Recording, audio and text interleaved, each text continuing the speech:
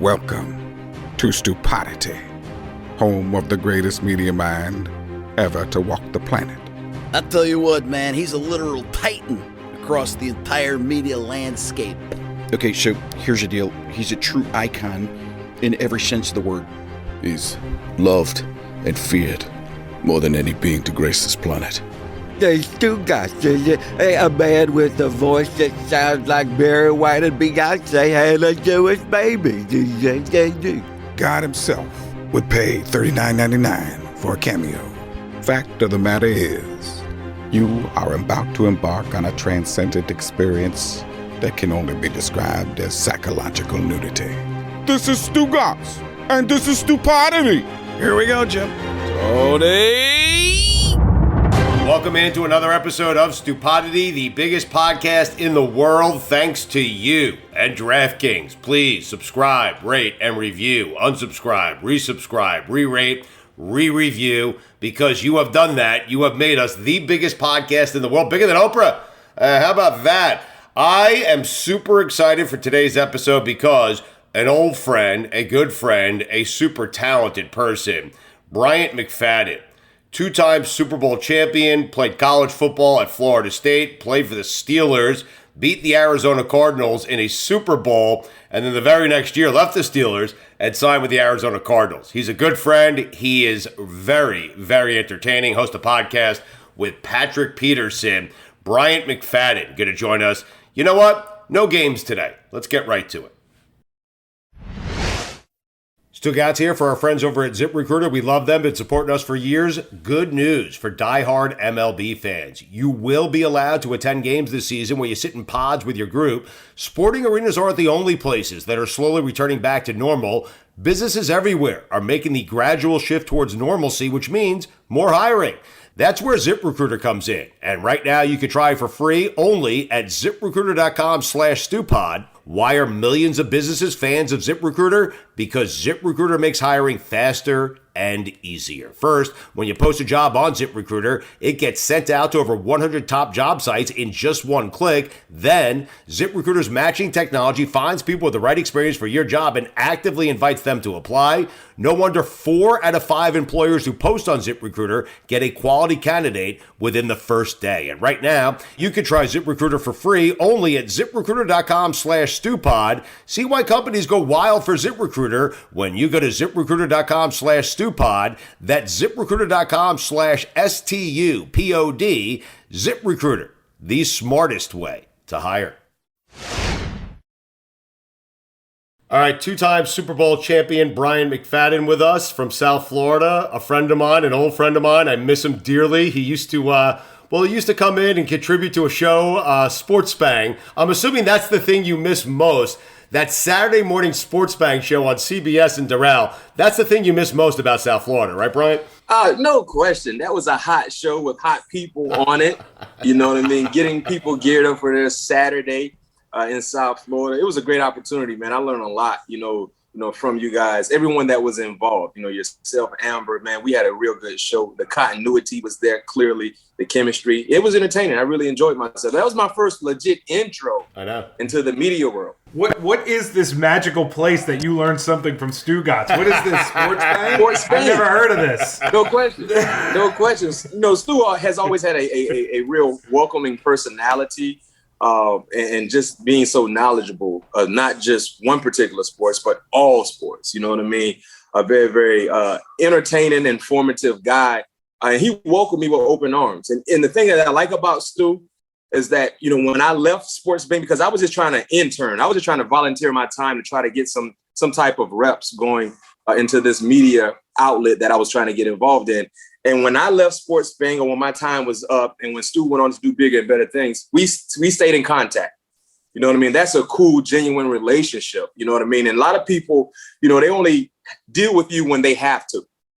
That wasn't the case for Stu and everybody else that's involved, because I still, talk to Amber as well. I've done her show down there in Miami, and I really appreciate that. That goes a long way. And good things happen to good people. I'm not surprised to see the success that everyone is having that was a part of that Sports Bang show. Mike, don't seem so fucking surprised. Jesus Christ.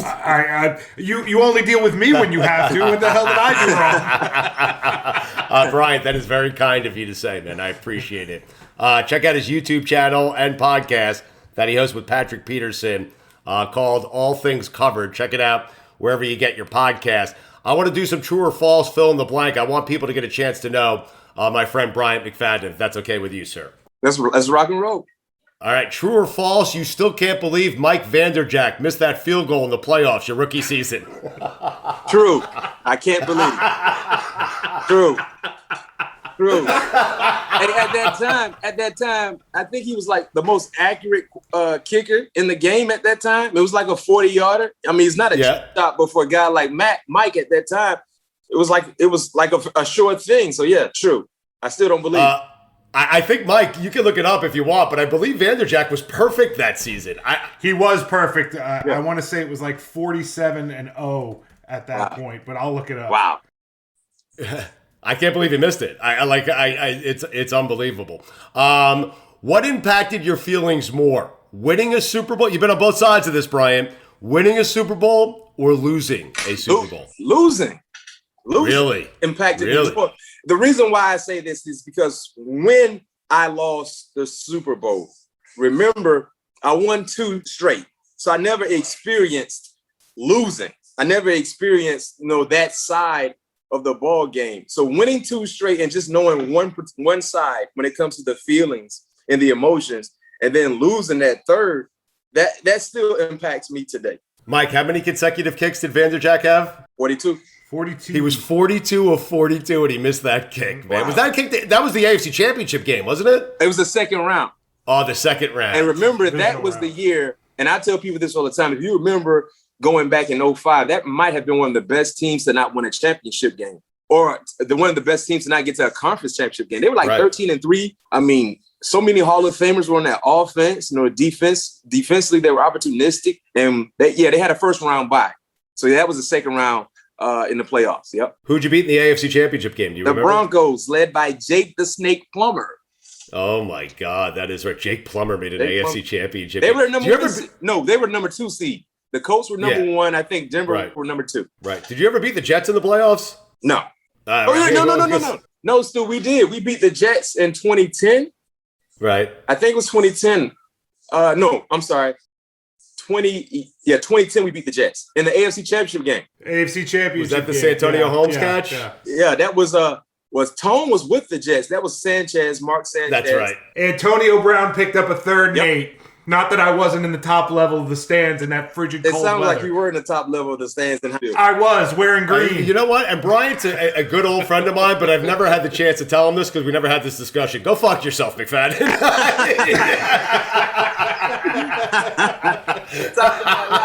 That sounds about right. I mean, I love you and I'm always here for you, but you know what? Fuck yourself. Okay? Hey, and the thing about that ball game, the Jets was real good. They weren't like an entertaining offense. Remember, they played good defense, ran the ball well, and just convert third downs. And I think they were up on us, if not mistaken, in that ball game. They kind of jumped up on us by 10 points. No, if you really want to remember what happened, I'll give you. So basically, you guys were kicking their ass in the first half, and in the second half, they had found. Yeah, they came. That's what it was. And then what happened was it felt. I had a member of your team tell me years later that if the Jets had gotten the ball back, they were going to score and they would have won. And they picked up a 3rd and 8 past Antonio Brown. And that clinched it for me. Well, I don't know if the member of my team said if the Jets got the ball back, they would have won. But you want names? Who said that? I love it. Who said it, Mikey? James Farris. Oh my God! Yes. He might have was under the influence. Well, he was drafted by the Jets, so he might have just felt bad for him. Wait. So this is interesting. So losing a Super Bowl impacted your feelings more. I guess the feeling of the way you felt after losing the Super Bowl outweighed the euphoric feeling you had of winning a Super Bowl. Would you exchange losing that would you give up a Super Bowl ring if you never had to experience losing a Super Bowl? I guess a clunky way of me asking a really bad question. So that means keep it all in, Mike. Don't fucking take it out. Not a single sentence of it. Hey, great question, Stu. Great question. You're funny, McFadden. So you say give up a Super Bowl to take away the feeling. So you either get Yeah, no. Let me reset it. You never have to experience losing a Super Bowl, but what you would have to do is give one of your 2 rings back. No. Okay. No, 2 is better than 1. No, 2 is better than 1. See, I got the Lombardis over there. See, it's 2. Shit. Not 1, it's 2. Yeah, 2 is better than 1. Oh my God! What else you got back there? What else you got working back there? He has 2 Vince Lombardi trophies back there. I got a picture of Jack Nicklaus at Augusta. I mean, Jesus. I got Christ. I got my high school jerseys over there. Well, the high school jerseys over there. I got the Florida State, got the helmets. I got figurines. I got game balls up top. I got some more jerseys over here too. I swap jerseys sometimes when I'm doing the podcast, depending on what team or what guests we have on. I try to swap jerseys. So.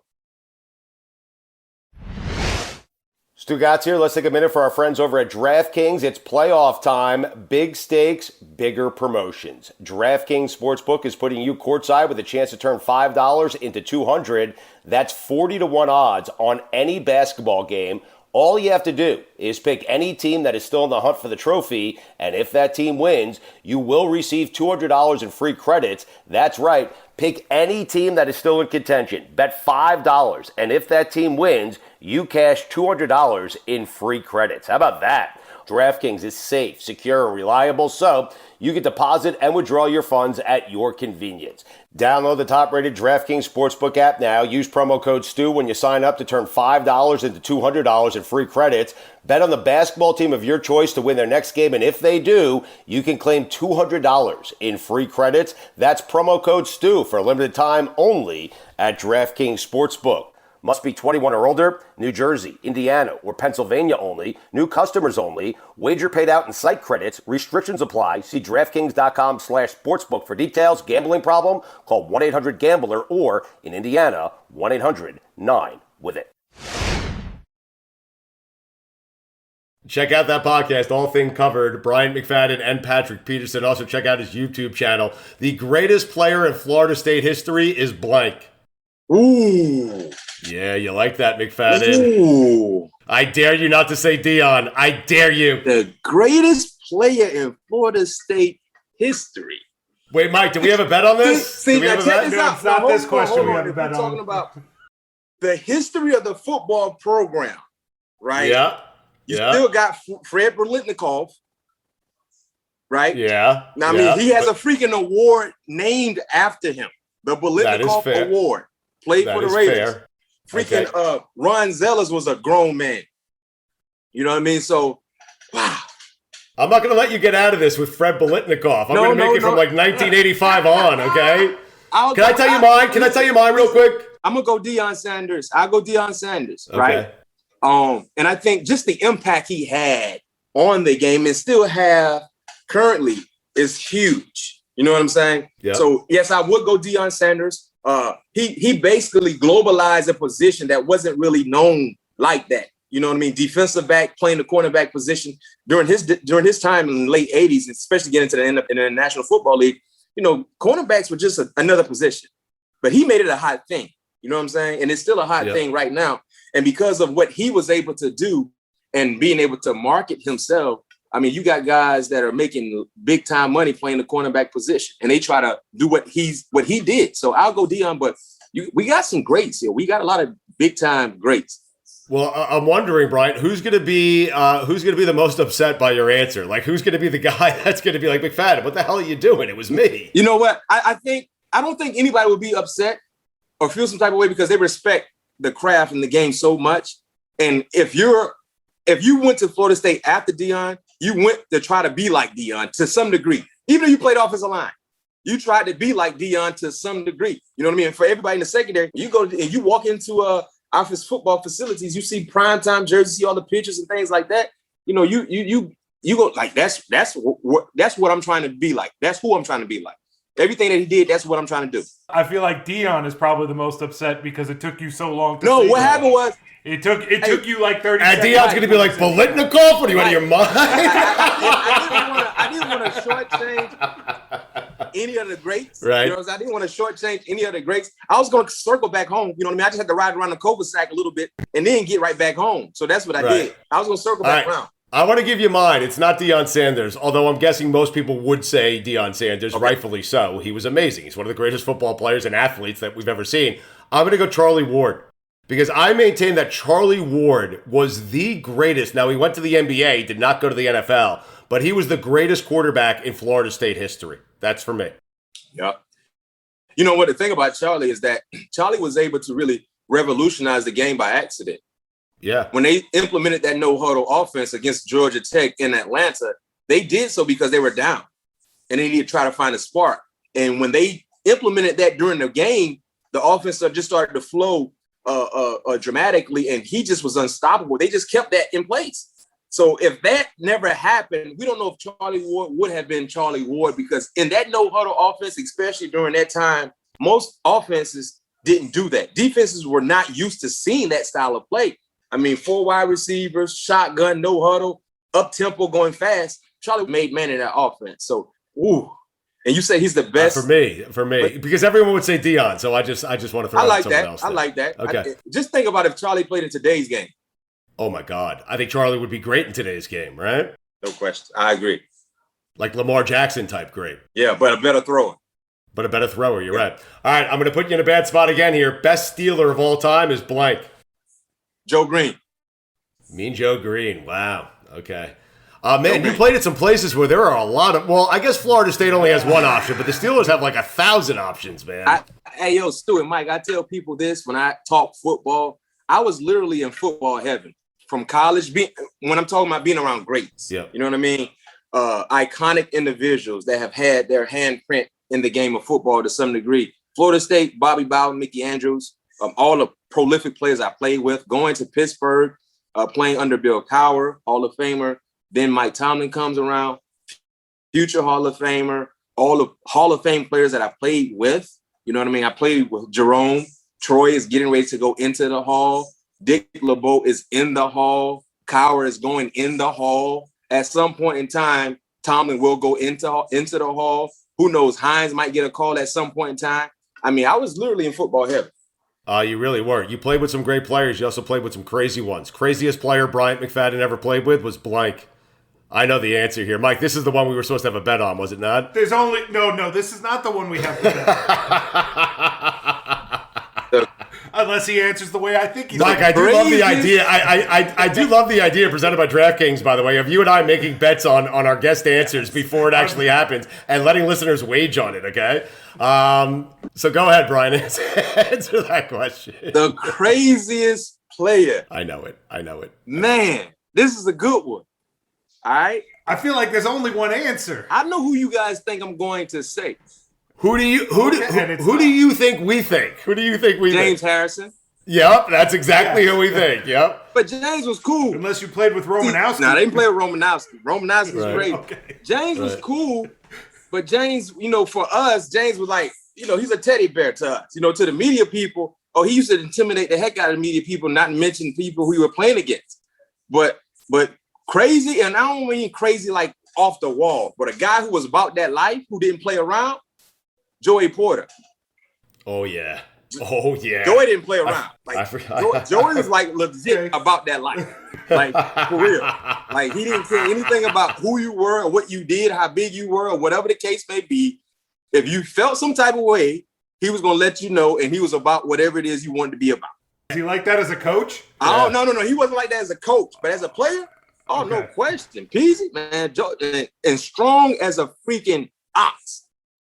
Oh my! And it did change when he came down here to Miami. He was just as crazy down here as he was playing for Pittsburgh. And see, that's the thing. In Pittsburgh, the players that were around him had that type of personality to some degree, where it meshed well. I don't know exactly the guys he had there in South Florida, but we all were kind of like the same.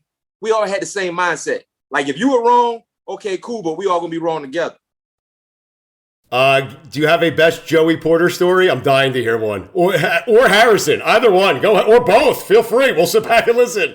Yo, so I forgot what this is. This is a Debo story, right? James Harrison. So something happened in the media, and in Pittsburgh, we had pretty, cool media, folks that will come interview us daily, weekly, whatever the case may be. And one of the media personalities misquoted Debo. and he was pissed off. So what he did was, and during those times, media would be in our locker room during lunch break before we go to practice around 12 or 1, between 12 and 1, and they would be in our locker room after practice.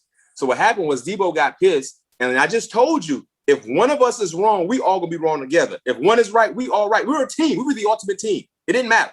So Debo he felt some type of way. So he said, he wrote on the board and he wrote the reporter name down. He said, no one gives such and such a soundbite of anything until otherwise. So when we saw that and he signed it, Debo or James Harrison, we was like, okay, cool. We were rocking with Debo. And I felt so sorry for the guy because he couldn't get a soundbite. It was like 5 reporters in let's say 5 reporters were in my face with microphones getting a soundbite, asking questions. And if I see him walk and try to sneak his mic into the audience, I shut it down. I get quiet. So I felt bad, but I'm like, yo, that's what Debo wants, and we all a team, and we're gonna do what he wants us to do. So just imagine the reporter that had no friends. He was walking around the locker room, couldn't get a soundbite. Anytime he walked into a practice squad guy, it didn't matter who.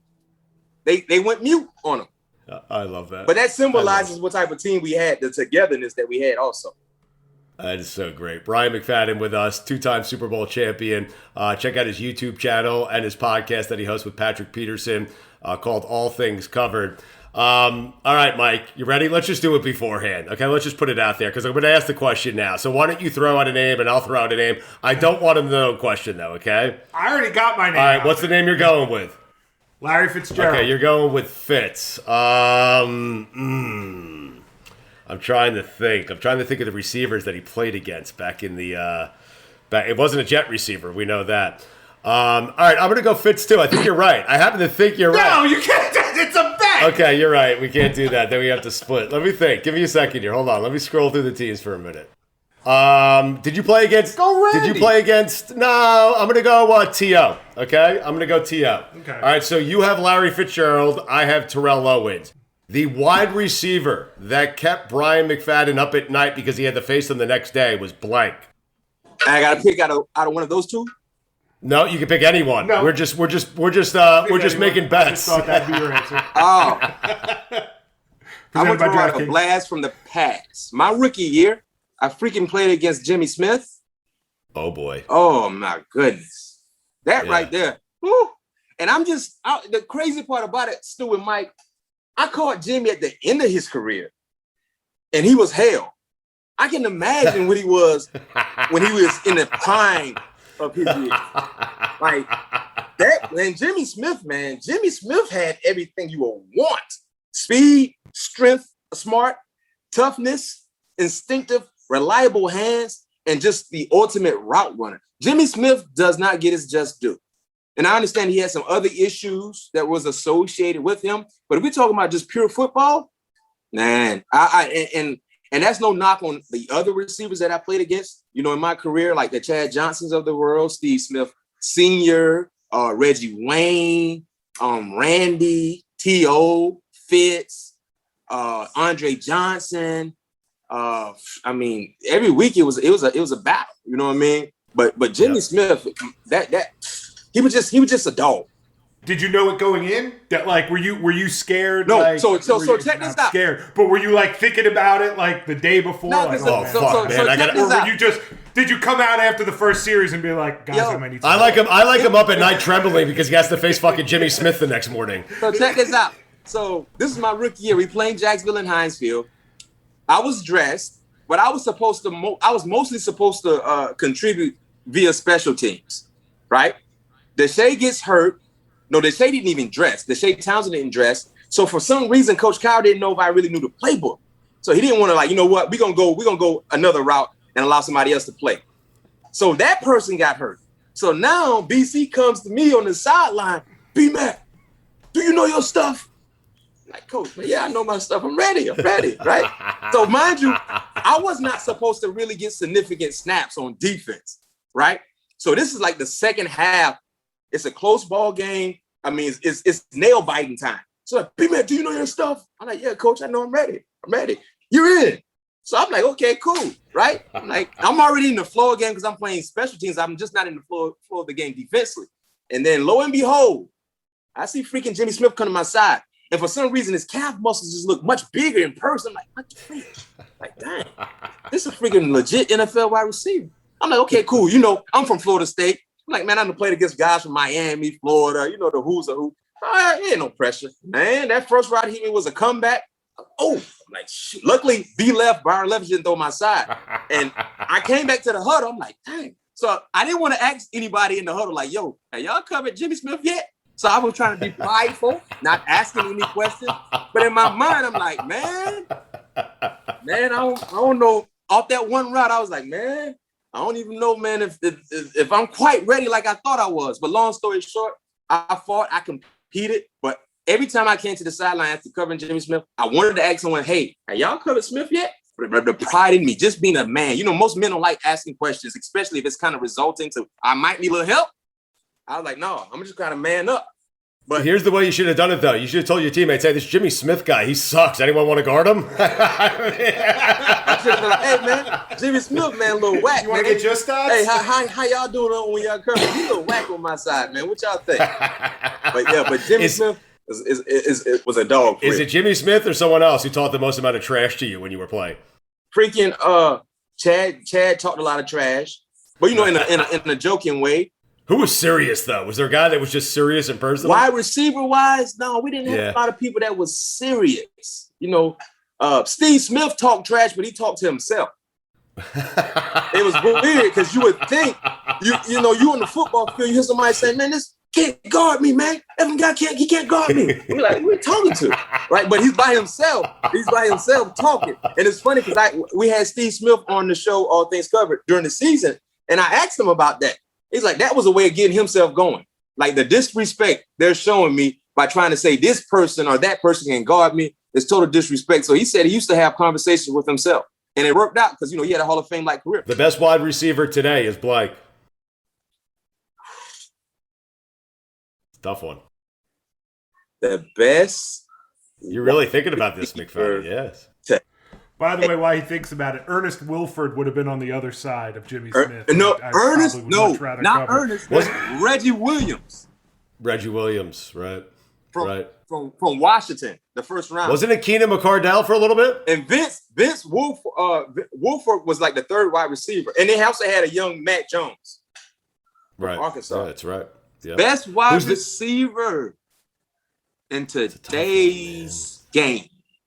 And so Brian, I don't know how. And I'll answer this question based on the most recent year, which was last year. I think that's fair, right? Okay. Yeah, totally. Well, it's a tough one. It ain't Braxton Berrios, I can tell you that. The Jets. Yeah. You ready to put Denzel Mims in that category? I'll probably go D-Hop. Oh, really? Hopkins. Interesting. Yeah. And I know I said this was pertaining to last year, but the thing I like about D-Hop has shown the ability to put up numbers and do numbers with anybody throwing the football. Right. That's interesting. Because I was going to say Devontae Adams, but I have no idea how this relationship works. Does the quarterback make the receiver better? Does the receiver make the quarterback better? Because I would like to see Devontae Adams put up these kind of numbers without Aaron Rodgers, and I don't think that he can, you know? Yeah. But we've seen DeAndre Hopkins do it with TJ Yates. Exactly. No slights. With Brian Hoyer. Yeah, Brian Hoyer. With Brian Hoyer. Mikey, what do you make of that face? Hopkins would be good on the Jets is what he's trying to say, Mike. Okay? Even on the Jets, he would be good. The Jets got a quarterback, right? I don't know. Do they? You tell me. Do they have a quarterback? We're going to wait and see.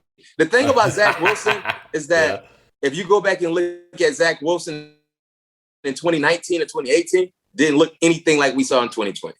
So did he Vic Beasley us? Right. And what I mean when I say that, you remember that one year where Vic Beasley had 16, 17 sacks? Yeah. And everybody's like, oh, he's the next great one, or he could be the next great one, and he just disappeared? Yeah. I mean, for you Jets fans, you'll find out. Yeah, well, no, we already know. I've read this story. I know how it ends. If he went anywhere else, I'm telling you right now, Brian, he'd be in Canton in about 20 years. But since he went to the Jets, he'll be out of the league. I mean, I can say this to give you guys a little bit of hope. I like Robert Salah. Yeah, well, he was on the podcast. We like him too. Yeah, I think he's the right man for the job. If I told you a long time ago the Dolphins did not sign Mike Tomlin to be their head coach because Dolphins CEO Joe Bailey thought he was too hip-hop, you would say blank. True. True. I heard that story. I legit heard that story, guys. And the crazy part about it, they felt like he was too hip-hop, too urban, and they wanted to go give, Philbin? Joe Philbin. Yeah, it was Joe Philbin. Another opportunity for an interview. That's crazy. And look how that bit them in the behind. For some reason, at that time, the Dolphins are in a better position right now because I love Chris Griff. I love D-Flow. The structure they have been able to establish in that organization has been well documented, right? But before that regime, they was dropping the ball. So we had Nick Saban on the podcast as well, right? And I asked Nick Saban about the whole Drew Brees, Culpepper situation. He said he wanted to sign Drew Brees. And that ultimately led to him leaving the NFL because he felt like he couldn't be the best coach that he needed to be if he didn't have all the say-so. So he wanted to sign Drew Brees. The organization and the trainers, I guess, said that Culpepper was the best option, and Dr. James Andrews said Drew Brees was going to be okay. He was going to be okay. So an expert who works on bodies, muscles, tendons said this man is okay, and Saban said that's what I wanted, but the organization wanted to go the opposite direction, and look how that worked out. And then what you just said, yes, that's true. I know that for a fact. He was. I was sitting right there when it happened. So, Mike, just so you know, the Dolphins hired a headhunter to hire their CEO. And the headhunter, the guy, he's a job recruiter.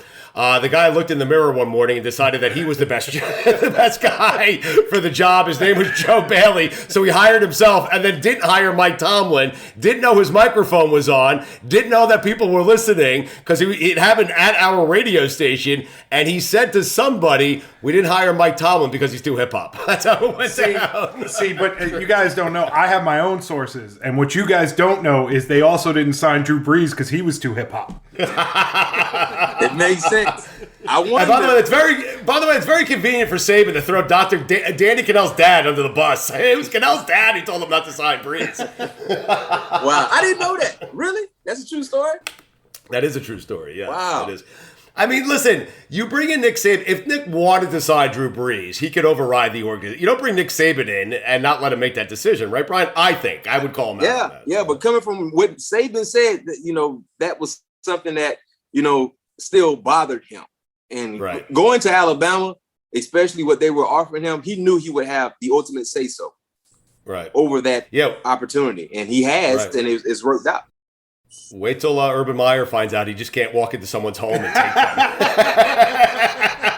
That's how you're going to play here for a while. Hey, I don't think we have to question if Urban Meyer has the ultimate say-so. Yeah, you're 100. Yeah, he's made a couple of questionable ones so far, hasn't he? No question. Well, go ahead, expand. How do you feel? The Tebow one, the strength and conditioning coach? Both.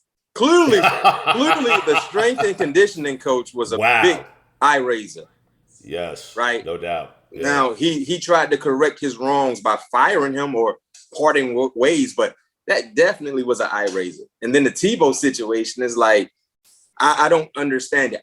I applaud people getting opportunities, but I applaud people getting opportunities that are deserving to get opportunities. He's been so far removed from the game. How can you say he's deserving of this opportunity? Nepotism. I mean, that's. I mean, Tim Tebow made Urban Meyer a legendary coach, and so Urban Meyer's paying him back, I guess. Yeah. Here's the funny thing: he leads the league in terms of jersey sales. That's why Jacksonville probably signed him. And the over/under on touchdowns caught by Tim Tebow this year, Mike, you'll love this, is 5. And I'm telling you, Urban Meyer, if that was set at 10, Mike, I take the over because Urban Meyer loves Tebow that much that he's going to get him north of 10 touchdowns. It's my lock of the year in the NFL, Mike. Lock of the year, yeah. And when people keep saying that he won't make the team, lie. I wouldn't be surprised to see Tebow make the team. I wouldn't be surprised if he's the starting quarterback. I mean, okay. You retired in 2011. Yes, if I told you then, the moment you retired, that 10 years from now, Tom Brady would not only still be playing quarterback, but would be the reigning Super Bowl champion, you would have told me what? False. I would not. It wasn't a true false, McMahon. It was great. False. I say I wouldn't. No, that's not true. That won't happen. For the Bucks. No For the way. Bucks, no less. For the For Bucks. the Bucks.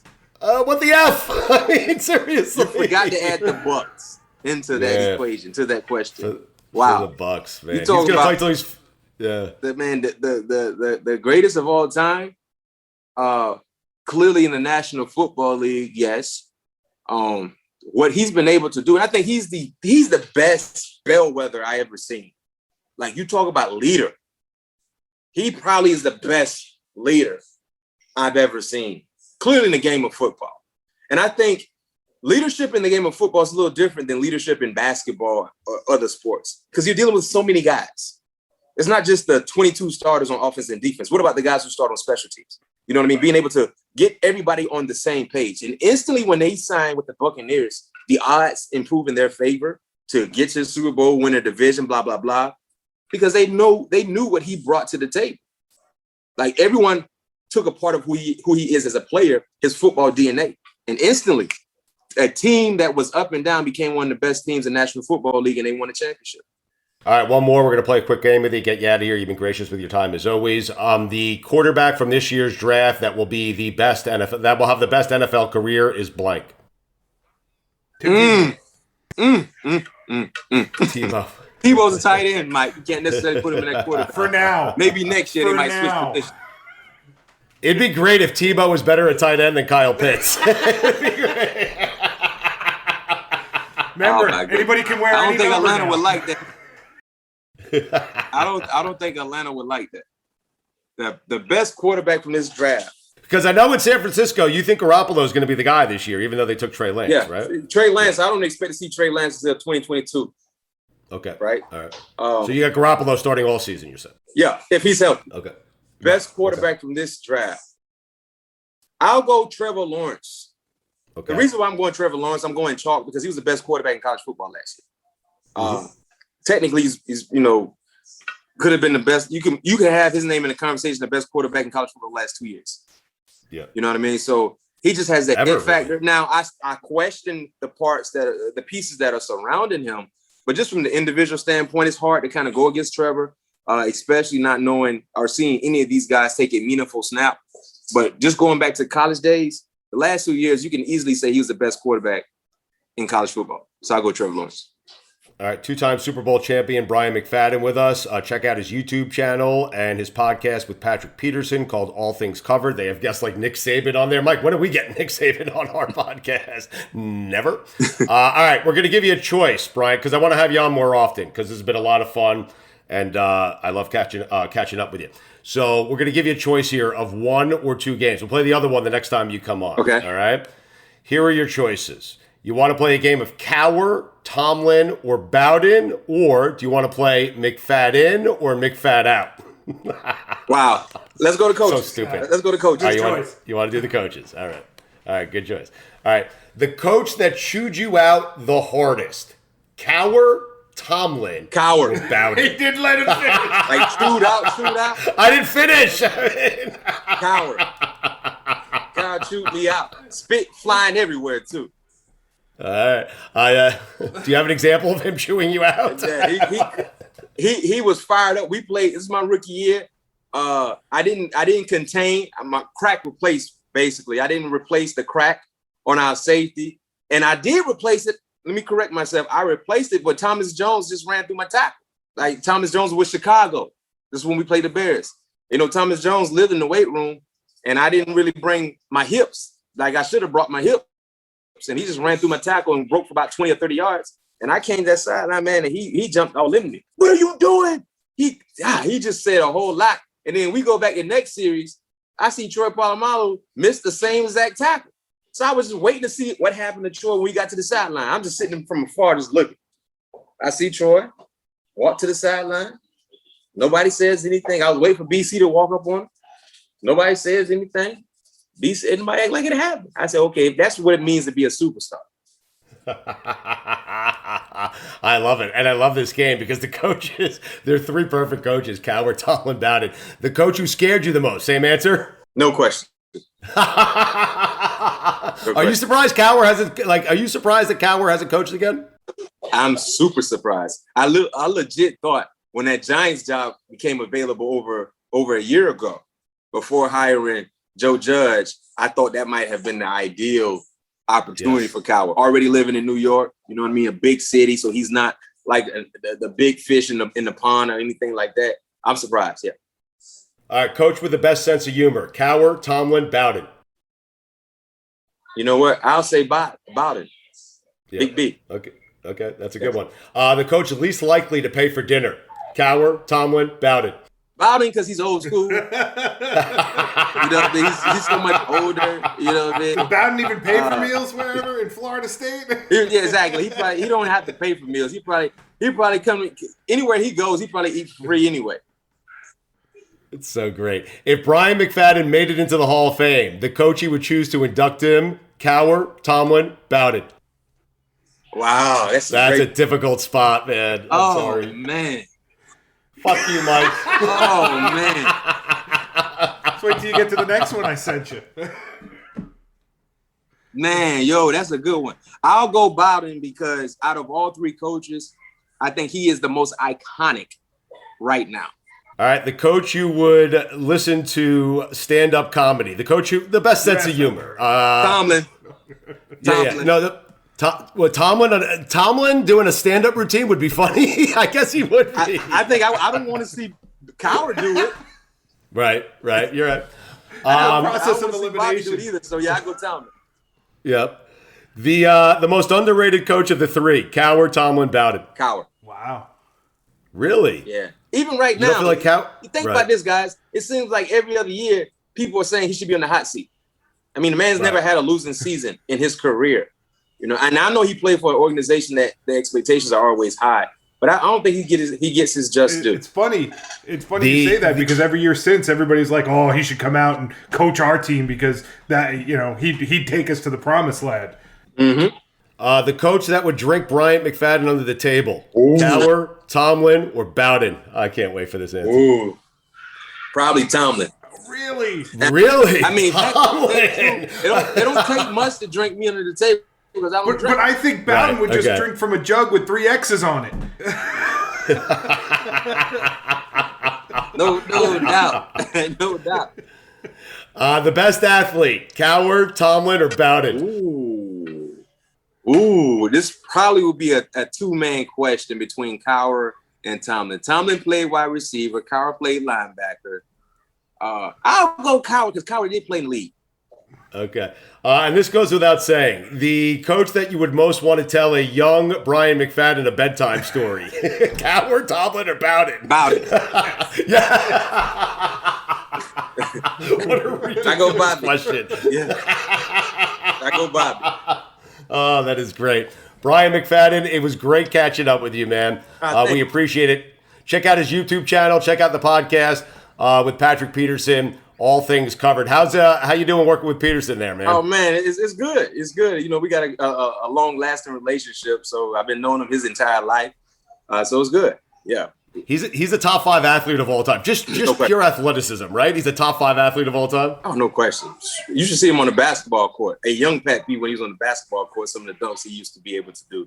But great guy. We got another outstanding episode this week. Make sure y'all check us out. We drop an episode every Wednesday. Where podcasts are found near you, and like Stu said, our YouTube page. All things covered. Hey, listen, I know I'm not Nick Saban, but feel free to have me on once in a while. Oh, no question. Jesus Christ. No question. Yeah. And hit you with some questions, rapid fire. Yeah, please do. About my show, the guys on my show. That would be great. Yes, do that. That would be, since I put you in such terrible spots, feel free to do it to me. Stupidity!